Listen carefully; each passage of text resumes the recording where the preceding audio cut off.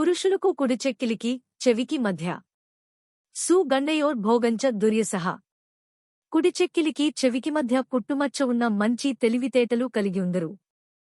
బాల్యదశ యందు వీరికి తక్కువ సంపద ఉండును. వీరికి తెలివితేటలు ఎక్కువగా ఉండును. చదువు బాగా వచ్చును. గర్వము కొద్దిగా, అభిమానము ఎక్కువగా ఉండును. ఇతరులు చెప్పిన ప్రకారము నడుచుకొనుటకు నామార్థావడుదురు. అభిమానము అడ్డువచ్చును. ఇతరులు మంచి విషయము చెప్పినా అభిమానం అడ్డువచ్చి తనకు తోచిన విధముగా ప్రవర్తించును.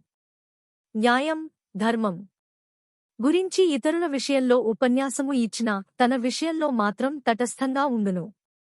సంపాదన బాగానే ఉండును. దానికి తగినట్లుగానే ఖర్చు ఉండును. మధ్య వయస్సు వచ్చేసరికి ధన సంపాదన కలుగును. చాలా కాలము జీవించును.